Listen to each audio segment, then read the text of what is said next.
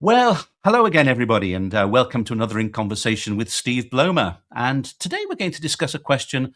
We often get asked this in the Q&As, and it's a question I've been pondering since I've been doing the walking tours right back to 1982, and I try and answer it each night on the tour. And the question is quite simply, why did the Jack the Ripper murders stop so suddenly with the murder of Mary Kelly on the 9th of November, 1888? Why did the murderer stop with that murder? Now, one of the interesting things about it is that Melville Macnaghten, when he writes his memorandum, he actually says it's because after murdering Mary Kelly, his mind must have given way altogether. But that's obviously because he believed in Montague John Druitt being the Ripper, who'd jumped into the River Thames at the end of 1888. So that's what he said, that his mind had just collapsed. But of course, there are possibly other reasons why, and I'm joined by the person who's going to know all of this. So, hello, Steve. Hi, Richard. I'm not sure I know all of it, but I'll do my best. Almost, almost. I've recently been accused several times of being a good suspect, apparently. So I must be much older than I actually look. I've seen the comments saying that you seem to know an awful lot about this. Perhaps they should be looking at you. But there you go. Well, yeah. Do you have an alibi, Steve? I wasn't born. That's about it. I wasn't born. That's the only alibi I've got. Of course, I'm probably lying about that. It's a mass Masonic cover up on that to cover up the fact I'm not a Mason doesn't come into it, but obviously it's a big cover up. It's a poor alibi, Steve. And plus, have you never heard of time travel? Yes. Well, I'm a very good friend of a certain doctor. Anyway, so Steve, let's begin with this. So, well, first of all, I suppose there's a question we do have to ask: is was Mary Kelly the last victim of Jack the Ripper? I'd say no. Um, we've been discussing this recently on several Facebook groups. People saying, why do we go for Mary Kelly and only the Macnaghten Five? And the truth is that most people who've researched the subject for any length of time don't go with the Macnaghten Five. They're spread beyond that. But when people get into it, they go with the Macnaghten Five, and there was only five murders. Um, so a lot of people are prepared to go for quite a bit more than, or some people are prepared to go for Alice Mackenzie. Some would include Rose Myler. Most people would stop at Francis Coles, but there is a reasonably sized group of people who take the murders on to around 1900, and they're the people who tend to link the Thames Torso cases with the Jack the Ripper cases. So there's a wide gamut there of when the murders stopped. Of course, we've got some people who actually believe that Mary Kelly wasn't the Jack the Ripper victim at all, so they have it stopping much earlier. But there's lots of reasons. There's lots of possible reasons why the murders might have stopped after Mary Kelly. And I suppose we have to look at them in two separate things. Why did they stop after Mary Kelly if it was Mary Kelly? And if it wasn't Mary Kelly, why did they stop anyway? And it's the same sort of answers coming up, just at different time spaces. I mean, I say personally, I think it's a question we can't answer until we know who Jack the Ripper was. And of course, we're not going to ever know who Jack the Ripper was, despite what many people say. We're never going to learn his identity because I just too much time's just passed now. So let's look at possible. Well, let's just, for the time being, though, Steve, let's just accept that Mary Kelly was the last victim of the killer we now know as Jack the Ripper. So, what reasons could there be for him stopping? Reasons, first of all, that Mary Kelly was the intended real victim, and she was the one that he was after all the time, and the rest were either part of a cover up or they were trials. This is basically the Stephen Knight raw conspiracy theory going on there. So when Mary Kelly is killed, the purpose for killing stops. You've got other reasons, though, which are probably more realistic than that. You've got the possibility that the killer moves away from the London area after the Mary Kelly murder. You've got the possibility that he actually dies or gets taken seriously ill.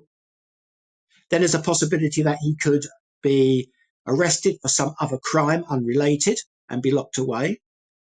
Or there's the possibility that that he eventually, after a period of time, ends up in a institution like a mental institution.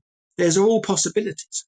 Do you think it's possible, though, that his family, obviously, if he's living with a family, that they realised who he was and had him institutionalised rather than hand him over to the authorities? Oh, I think that's a very good possibility. It's one I tend to favour myself, but I didn't want to get into personal theories here myself, but it's one I tend to favour. I think he may well have been suspected by his family, and as time went on, after the Kelly murder, they became even more convinced and eventually had him locked away. I take that further and think that there's a possibility that they acted before the police could, because the police was telling them they were going to act and it would become public unless they actually took the action. But that's just my own personal theory, pure speculation. And of course, then the other possibility is that he was arrested for a different crime and went into prison. Uh, but I suppose that would say that if he was released from prison, then he would you start to get one thing we often get in the comment section on the YouTube channel when we're talking about suspects. A lot of people say, well, it's, serial killers don't stop. Serial killers carry on until they're caught or they die. So that must have been the case with Jack the Ripper. And the reason they stopped suddenly is he was either caught, taken off the streets, or he died either from natural causes or by his own hand. But is that necessarily so? Because a lot of people then argue back saying there's lots of serial killers who just stop. Um, it's a generalization. People are really into profiling, and profiling is not an exact science, and it's been portrayed on TV as being an exact science, TV and film. Um, but let's look at some real examples. Gary Ridgway did loads of murders in the States over a fairly short period of time, number of years, but fairly short period, and then he suddenly stopped. Nothing for over a decade, I believe it was, sort of thing. Just stopped. So they can stop. They do stop as their life changes. Because what drives a serial killer, we don't know. They're not set in stone what makes a serial killer. Each one is slightly different. Their motivations are different. So his motivation might change. He may be someone who's got real personal problems and takes it out on people because it's his hatred, it's expression. Then something changes in your life and that is no longer an issue. If he's locked up in prison, perhaps he becomes, a born again Christian in prison or something and changes his view completely on life and changes. We just don't know. There's far too much oversimplification of serial killers and what their motivations are, in my opinion. Well, let's look at another possibility then, which is often put forward, and that is that he didn't actually stop. He just stopped in London.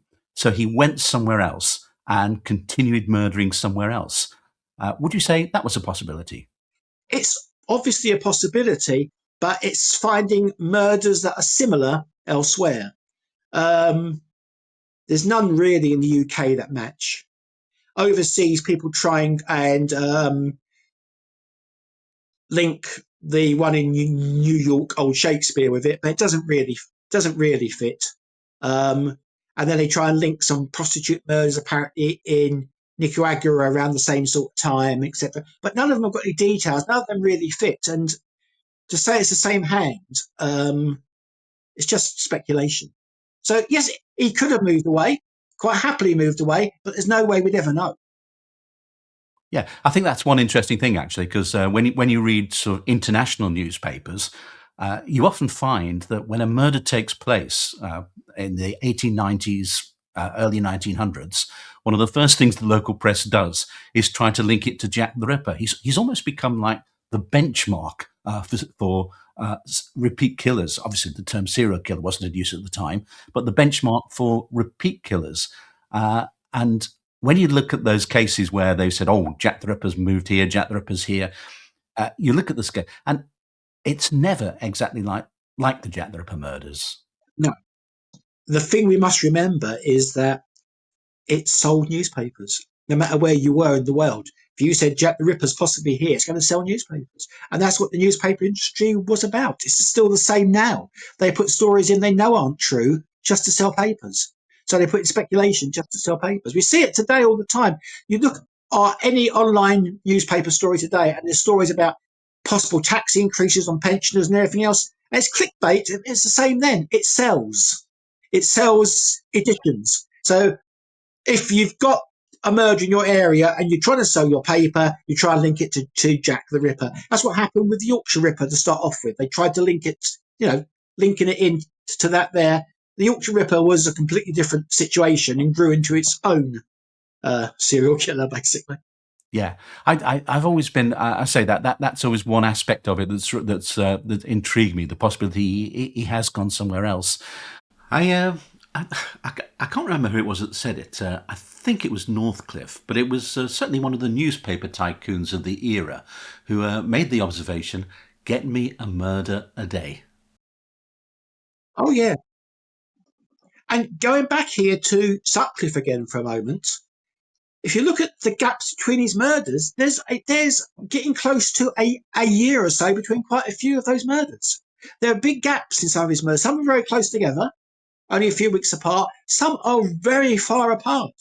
So the killers don't work on a routine. They don't always kill. They can go weeks, months, years without killing people, and they won't necessarily start again afterwards. It's what the motivation is, what drives them, and we don't know that. And we've got no way of, as you said at the start, we've got no way of knowing what drove Jack the Ripper because we don't know who he was. And I won't go as far as you and say we will never know who he is. I'd say we've got about 2 or 3% chance of knowing, which is not much different with what you're saying.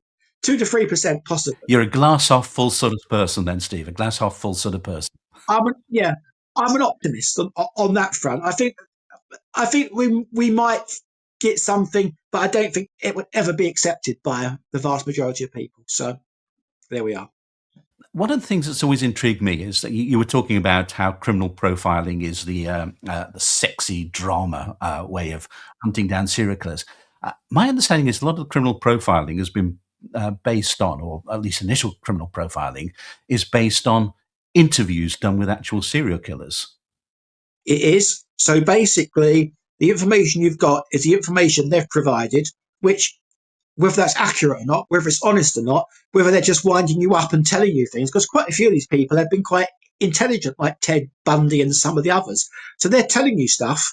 Whether what they're telling you is actually accurate and true, there's no way of knowing. As regards the motivation, I mean, you can check about their life stories and check that and find out if that's true or not. But their motivations and what drives them, you've got no way of knowing if what they're telling the interviewer is truthful or not. Whether they're just saying it because, I mean, we know in Ted Bundy's case, he actually got involved in the Green River murders as a way of trying to extend his own life, basically, by offering to help them to give him longer time alive, hoping they would get him a stay of execution. So we know that he did that at one stage.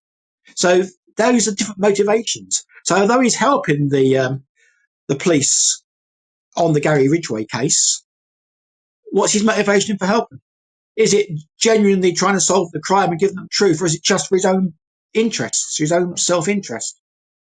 So one of the intriguing things, of course, is the fact that we get this initial spurt.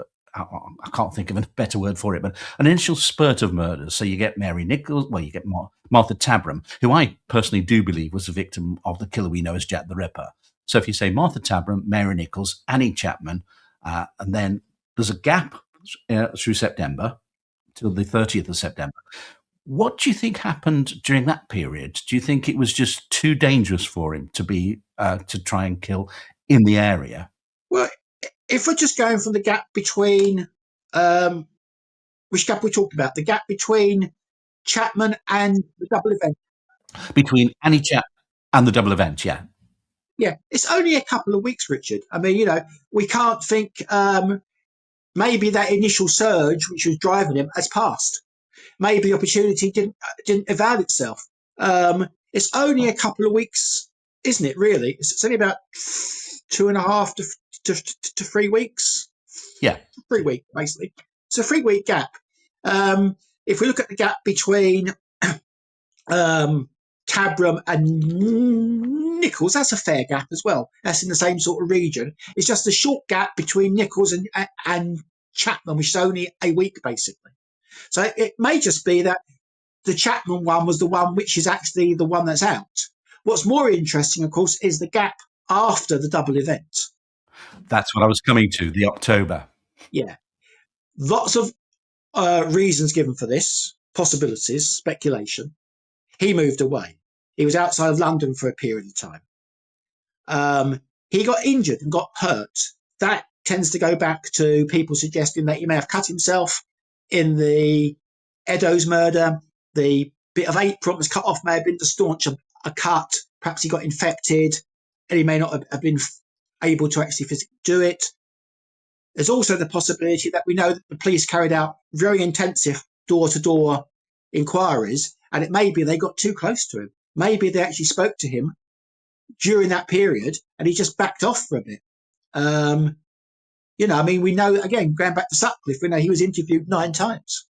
So it may well be that what happened in October, was that the killer we know, Jack Ripper, was spoken to by the police once, possibly twice, and he backed off for a little bit.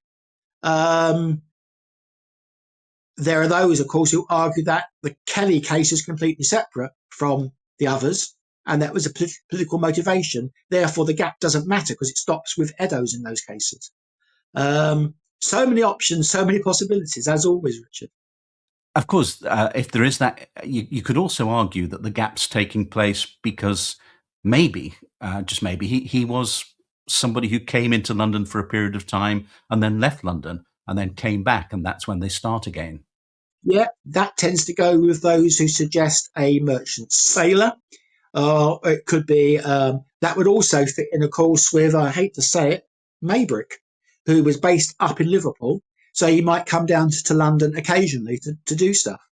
So that would be what they call a commuter murderer. So he's not living in the area. He's coming into the area from outside the area, and he's probably from quite some way outside the area for those people. So a sailor. Sailors have been proposed for many years, have they not? Well, exactly, and of course, the thing that I think needs to be made clear is that London was a busy port. I mean, I think because it isn't today, people don't tend to think of it as a port, but you did have lots and lots of ships and boats and coal barges coming into the port of London. Yeah, well, just to back that up, last 2 weeks ago, well, a week and a half ago, I was in London myself for a 2-3 day period, and I stayed at a hotel opposite the city airport. The whole area in front of the city airport was the old Royal Albert Dock. Next to it is the old Royal Victoria Dock. These are enormous. They are. It's hard to tell people just how big these places are. Massive docks could hold hundreds of ships probably. Remember, London was the largest dock in the world. It was the busiest port in the world at that stage. It was the centre of the British Empire. Stuff from all over the world. But you just go there and look at this now. And where London City Airport is, in the centre bit, it looks like it's on the far side of the Royal Albert Dock. It's not. It's in the centre of it because there's another bit of the dock on the other side of it. Where London City Airport was the centre bit where all the warehouses were originally. And of course, we've got all the sailors going ashore. Yeah, and the docks, of course, start just down from Whitechapel. I mean, what was referred to as Tiger Bay was starting down there around what is now St Catherine's Dock and stuff. And it was all very close. The docks, the whole of that section was pure docks, and that's not even counting the boats that were not even in the proper docks that were tied up on the edge of the Thames itself. Yeah, and of course, I mean, nowadays, if you stand at the corner of Whitechapel High Street and Leman Street and look down Leman Street, you're looking down to the docks, or what were the docks, and walk down there 5 minutes. And of course, the sailors are coming in, and of course, the sailors are going to be amongst the biggest users of the prostitutes in the district as well. And of course, we have lots of records of attacks, not by sailors on prostitutes, but by prostitutes and their friends on sailors. Yes. Well, the sailors are an easy target, aren't they? They're coming in. They're not going to be there long. They're probably not going to report it a lot of the time because they're going to be embarrassed by it. Another thing to remember about the docks, of course, and where they are, is that one of the reasons why you had a large Jewish population, and before the Jewish population, the Huguenot population, and an Irish group as well, in Whitechapel, because of how close it was to the docks. Literally a 5-10 minute walk from the docks, and you were there in Whitechapel. That's why big waves of immigration were in Whitechapel, because it was the closest major area with housing to the docks. Yeah, that nature of immigration, you settle close to where you come ashore. Yeah, yeah, and that's what you had there. So anyone coming in there could easily have been the killer. We've got no way of knowing, and that is a good argument for some people. Back in the 1880s, 1890s, there was one theory suggesting it was two separate lascars, one on one ship, one on another ship, and they're coming and going. They're not working together as such, but they come from the same part of the world, and they're completely separate. They just sort of like overlap. That was one theory that was put forward at one stage. Shall we rest Jack Tar the Ripper for a moment and look at some of the other options that we possibly have? So let's go to another possibility then, that he was caught for another crime. He was picked up for another crime, incarcerated, and that's why he was taken off the streets. Yeah, very possible. It could easily happen. And it could be that if he goes in to prison, he either dies there, or when he comes out, he's a reformed character, or he's just too old to do the murders when he comes out. Perhaps he goes in when he's 40 and comes out when he's 60 or 70. He's just too old physically to do the murders. But again, it's a possibility. We've got no way of knowing. I know there's several people who've been named over the years who've gone to prison. One of them was Charles Legrand, who's been named occasionally by some people. He ends up in prison. At one stage, he's described as being one of the most dangerous men in the country. Yeah, he was a man who was sort of like, yeah, he was working with Lusk, going around getting information from Lusk. He's the guy who did part of the interview, not the police interviews, but the other interviews with Packer as well. So he was a bit of a notorious character, really. And he was described when he was in prison a few years later as being the most dangerous man in Britain. And some people have suggested he could have been Jack. Didn't he go to prison for blackmail? Was it he was blackmailing? Yes, yeah, yeah. But he was an altogether nasty. Yeah, he was an altogether not very nice person. So next possibility then is that he was residing with a family. The family either Yeah, incarcerated him in an asylum privately, or the family had him incarcerated with the knowledge of the police because he'd been got off the street. I'll have to ask you, Steve, can you think off the top of your head, can you think of any suspect who might possibly fit that bill? I would just asking for a friend, really. oh, oh, oh, wasn't there some guy called Kosminski, Aaron Kosminski or something? No, no. To be serious, Richard, that would fit. That would actually fit quite well, because it depends on when you think um, the asylum, the identification, the asylum takes place. That's a different argument. But there is a possibility that he went into private asylum earlier, and we've got no record of it because those records just don't exist. So there's a possibility. Because remember, McNaughton, not that I trust McNaughton, but you also get Sager and Cox saying that from time to time, this individual they were watching was put into an asylum by friends and family. Well, we know that wasn't if that was Aaron Kosminski, we know that he must have been released at some stage, because he's finally committed to a public asylum in February 1891. It's interesting that they tried to commit him apparently 6 months before and failed. That's really interesting, I think, because people say, oh, he's completely raving. If he's completely raving, then why wasn't he committed 6 months before? If he was completely raving 6 months before, why wasn't he committed? So he obviously wasn't.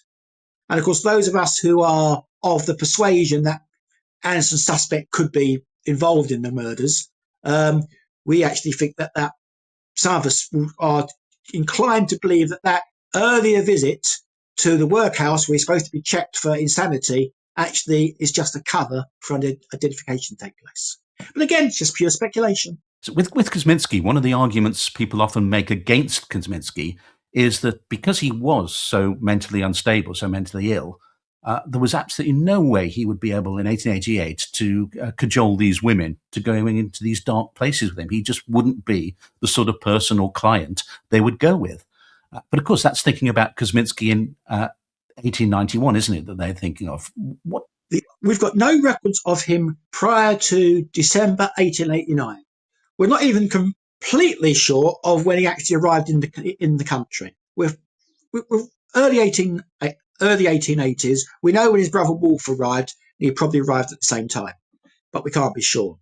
1889, he appears in a court case for walking an unmuzzled dog.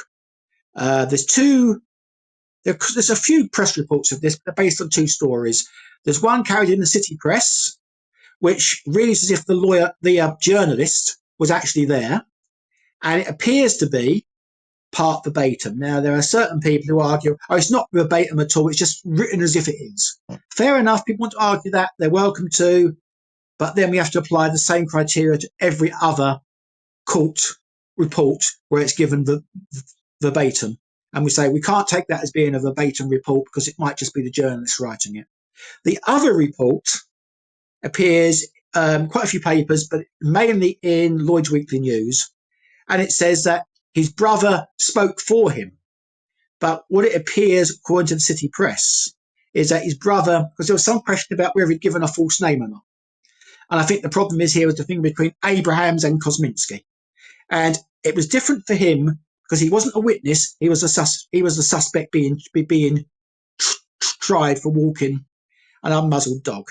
And I believe his brother was called just to confirm that he was who he said he was, and there was no intent to deceive with the name. According to the city press, he basically says he goes by a name called Abrahams because Kosminski is hard to spell. He also half cracks a joke and says he can't pay today because it's a Jewish Sabbath. So he's told you have to pay on the next available date. And there's some laughter from the audience in the court. Some people say, "Oh, they're laughing because he's so stupid." And I think they're laughing because it's actually made a little bit of a joke there. Basically, he's coming across as being a little bit smart, and he's being cheeky to the magistrates. Yes, I mean, I think we don't know what his mental state was. The only thing we know that 89, he doesn't appear to be a raving lunatic at that court case. He appears to be in control of himself. He appears to be able to speak in English quite well. What people also mention about Kosminski, they say he couldn't speak English because it says in the asylum records he only spoke Russian or Yiddish. Yeah, that's years later. On one of his asylum records, I can't remember, it's one of the committal papers, I can't remember what the number is now. I think it's in Paul Begg's The Facts. If not, it's in the A to Z. It's in one of them. And one of the questions that's asked is education. And under education, it says R and W, which means read and write. Now, some people argue, well, that just means he can read and write in a foreign language. I suspect they wouldn't have put that down if he couldn't read and write in English, because this was an English system back in the 1880s, 1890s, when they didn't really care about foreign languages. So he could read and write, and he could probably speak it much better than people assume he could. Yes, by later years, he'd given up. I knew somebody who spoke 7 fluent languages, and after a stroke, he could only speak one language. He could still understand the other languages, but he couldn't speak them. So as your mental health deteriorates, you lose the ability to do these things.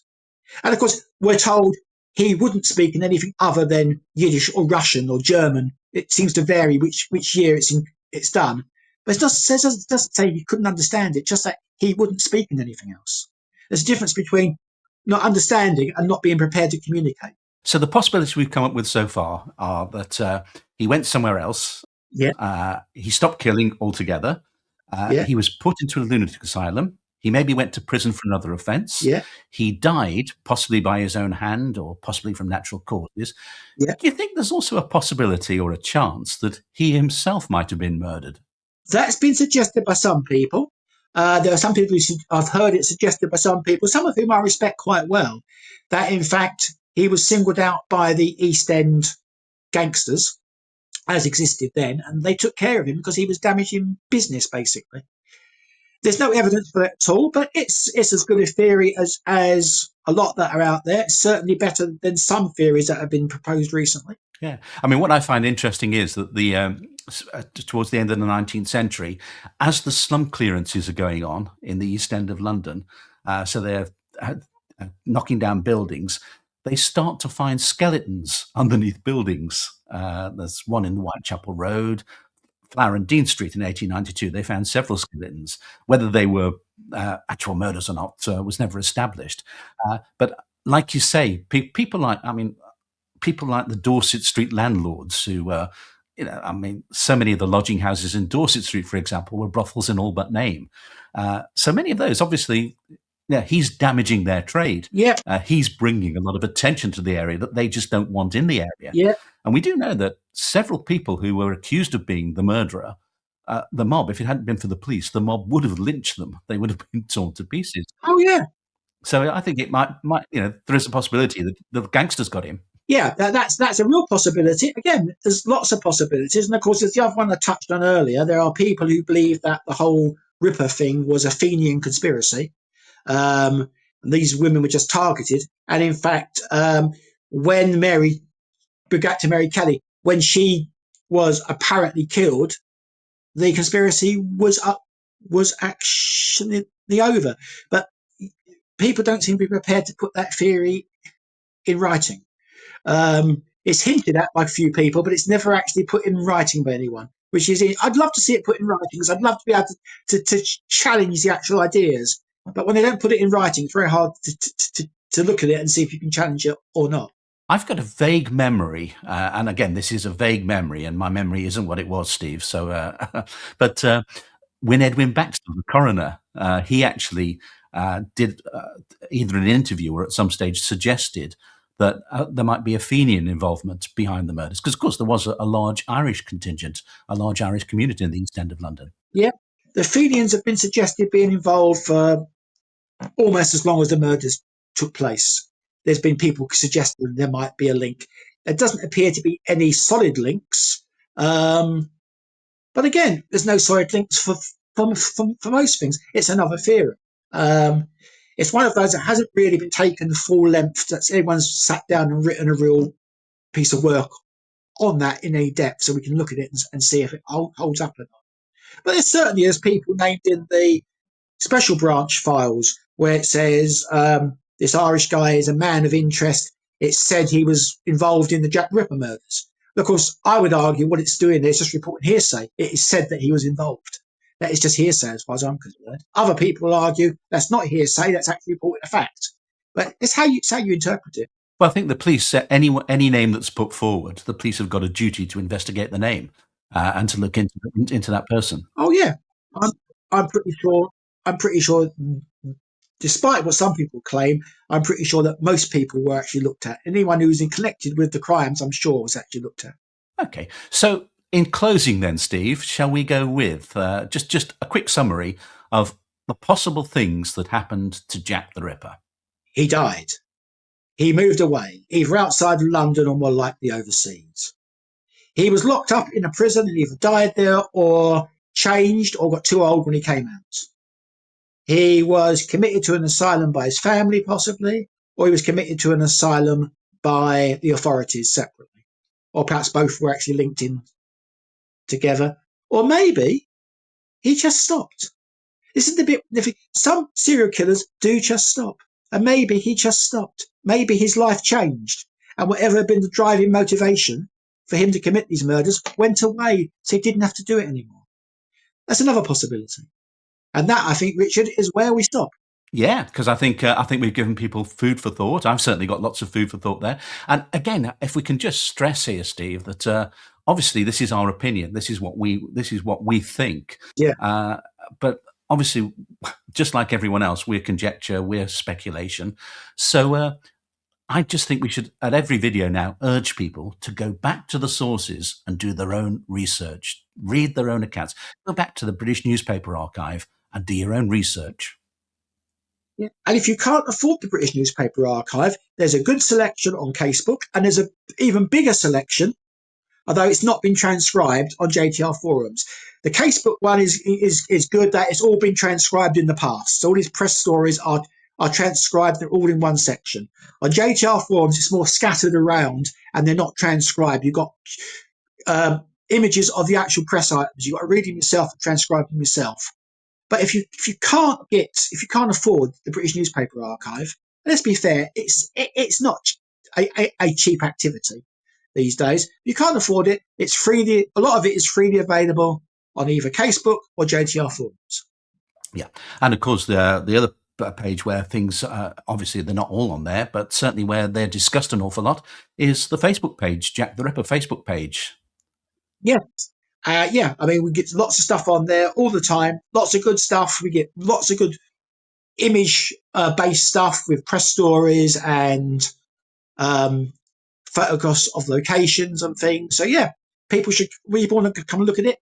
The Jack the Ripper group is the one run by Tom Westcott. That's the one I would recommend. The fact that I'm the moderator on there has got nothing to do with my recommendation. Nothing at all there, Steve. No. Well, I'm moderator or admin on 6, 7, or 8 other groups. I'm not going to mention any of them, but Tom's is the largest one. It's just called it Jack the Ripper. And there's a couple of groups called Jack the Ripper. Just look to see who the actual admin is, and the one you're looking for is the one where it's Tom Westcott. Well, Steve, I think we've delved deep into that subject. So once again, Steve, I can never thank you enough for your expertise and for joining me and for chatting with me. I always find it fascinating. So, Steve Blomer, thank you very much. Thank you, Richard. And everyone, have a great Christmas.